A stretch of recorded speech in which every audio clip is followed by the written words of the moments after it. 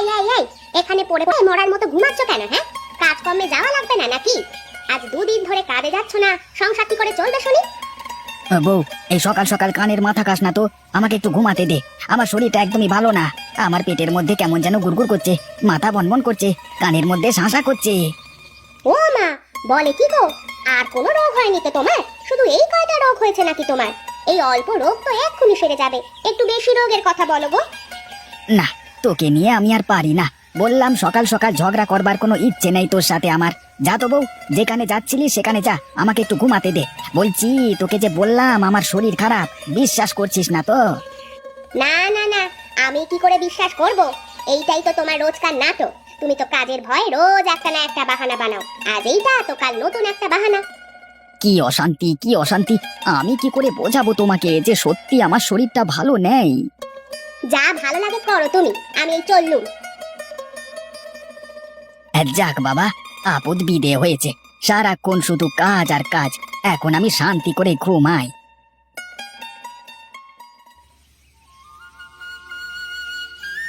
আরে মা, কেমন আছো মা? আজ কতদিন পরে আসলে আমাদের বাড়িতে। এসো এসো, ঘরের মধ্যে এসো।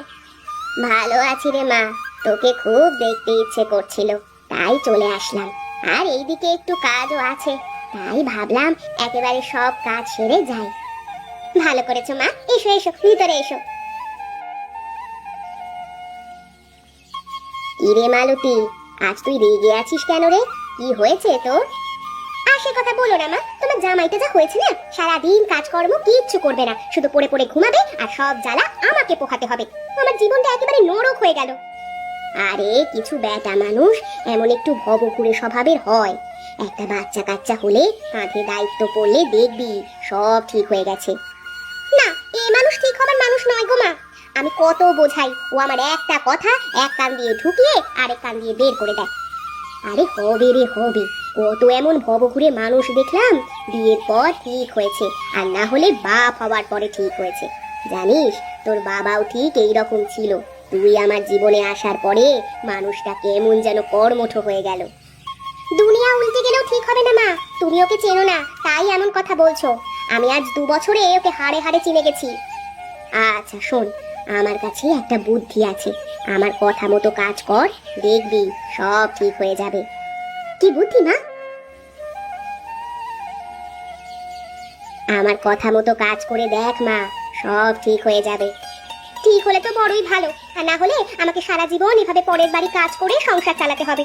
আচ্ছা মা, তুমি বসো, আমি তোমার জন্য জলখাবারের ব্যবস্থা করছি। না রে মা, এখন ক্ষুধা নেই, খেতে ইচ্ছে করছে না। আমি পাশের গ্রামে তোর কাকার বাড়িতে যাচ্ছি, ওখান থেকে ফেরার পথে তোর বাড়িতে 2 দিন থেকে যাব। কেন মা, ওখানে কি? একটু দরকারি কাজ আছে, আমি ফিরে এসে তোকে সব বলবো। আচ্ছা মা, এসো তাহলে, সাবধানে যেও কিন্তু। দেখি মা যা বলে গেল সেই মোতাবেক কাজ করে কি হয়। আহা, কি গন্ধ, কি গন্ধ! এত ভালো গন্ধ আসছে চিংড়ি মাছের। তা কোথায় পেয়েছো গো চিংড়ি মাছ গিন্নি? আমি তো চিংড়ি মাছ কিনিনি বহুদিন। তা কিনবে কি করে বলো? তুমি যা কিপটে, তাতে কি চিংড়ি মাছ কেনার কলিজা তোমার আছে? চিংড়ি মাছের যা দাম! এই এই এই সকাল সকাল তুমি আবার আমার ইজ্জতের বস্ত্র হরণ করে দিলে গিন্নি। এটা কিন্তু একেবারেই ভালো করলে না তুমি। বেশি আজে বাজে বকবে না কিন্তু সকালবেলা, এই আমি বলে দিলুম। না হলে কিন্তু এর থেকেও বেশি কিছু হবে। চুপচাপ গিয়ে হাতে মুখে পানি দিয়ে বসো, আমি চিংড়ির ভর্তাটা করে এনে খেতে দিচ্ছি। না, এইভাবে কি বেঁচে থাকা যায়? শেষে কিনা নিজের গিন্নির কাছে দাম পেলাম না, সকাল করে আমাকে এই রকম ভাবে খিস্তি মেরে দিল। এই নাও গো, খেয়ে নাও। সারা রাত কত কষ্ট করে ঘুমিয়েছো, আবার সকালবেলা কত কষ্ট করে ঘুম থেকে উঠে হাত মুখ ধুয়ে নাও, এই কয়টা খেয়ে দিয়ে আবার ঘুমাতে যাও। না, কেসটা কি? ভাবটা তো খুব একটা সুবিধের ঠেকছে না। ডাল মে জরুর কুছ কালা হ্যাঁ, দেখতে হচ্ছে তো ব্যাপারটা। বউয়ের মুখ দিয়ে মধু ঝরবার কারণ কি? কি মতলব এঁটেছে বউ আমার? আচ্ছা বউ, এই চিংড়ি মাছ কোথা থেকে এসেছে সেটা তো আমাকে বললে না। কোথায় পেয়েছো চিংড়ি মাছ না বললে যে এই চিংড়ি মাছ আমার গলা দিয়ে নামবে না, আমার গলায় গিয়ে আটকে যাবে। এই শোনো না, তোমার সাথে আমি এতদিন অনেক খারাপ ব্যবহার করেছি, তুমি আমাকে মাফ করে দিও। হাজার হোক তুমি তো আমার স্বামী, তোমার সাথে এমন ব্যবহার করা আমার একদম উচিত হয়নি গো। তোমার কি হয়েছে বলো তো বউ? আজ হঠাৎ এমন করছো কেন? সকালে আমাকে নিয়ে কত কিস্তি করলে, আর এখন তোমার মুখ দিয়ে মধু ঝরছে কেন? আজ সকালে মা এসেছিল, বুঝেছো?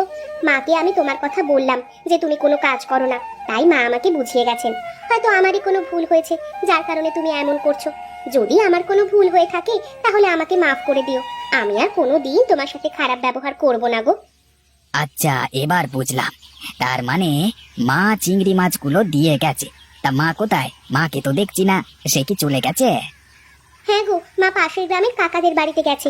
কাকাদের বাড়ি থেকে ফেরার পথে মা আমাদের বাড়িতে দুদিন থেকে তারপরে যাবেন। তুমি নাও, এত চিন্তা না করে খেয়ে নাও।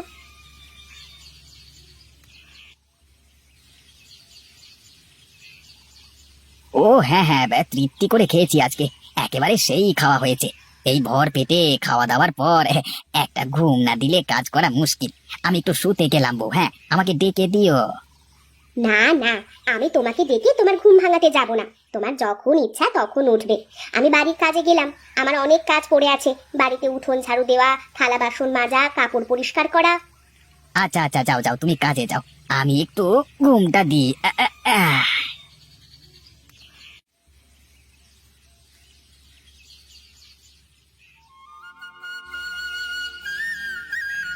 বউ, ঘরে কি আছে? চারটি দাও দেখি, কটা খেয়ে দেখি।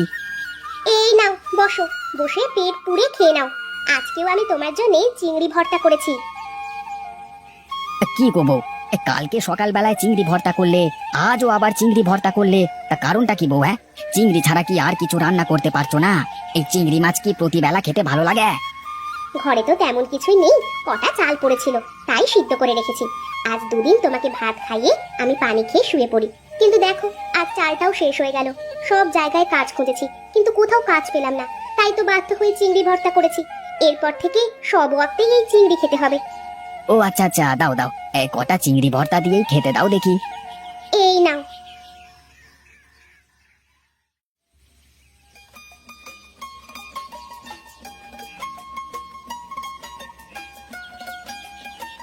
মানুষ নাকি জব্দ হয় না, আজ তোমাকে আমি চিংড়ি মাছের ভর্তা খাইয়ে জব্দ করে ছাড়বো।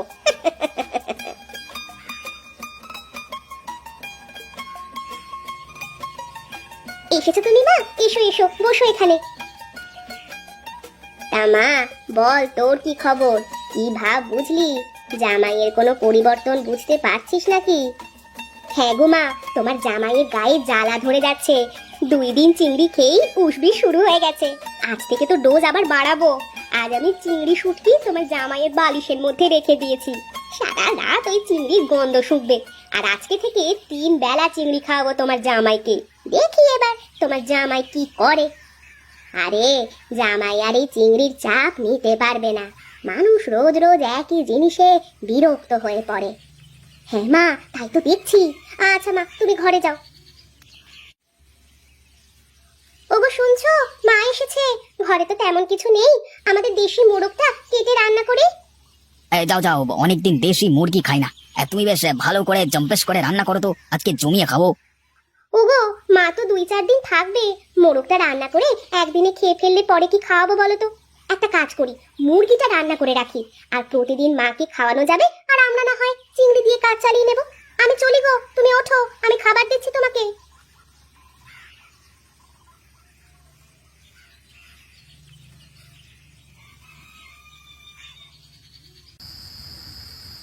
বউ, ঘরে কি আছে দাও দেখি, কটা খাই। এই নাও। কি গো বউ, শুধু এত চিংড়ি দেখছি যে, মুরগির মাংসটা কোথায়? মুরগির মাংস তো মা খেয়েছে, আর একটু আছে, সকালে মাকে দেব। না, এইভাবে আমি সারা দিন এই চিংড়ি ভর্তা খেতে পারছি না বউ। আমি আর অমন করব না, আমি কাল থেকে কাজে যাব। সত্যি তুমি কাজে যাবে? হ্যাঁ হ্যাঁ, আমি কাল থেকে প্রতিদিন কাজে যাব। আমি তোমার এই চিংড়ি ভর্তার কাছে হার মেনে গেলাম গো বউ। মানুষ নাকি জব্দ হয় না।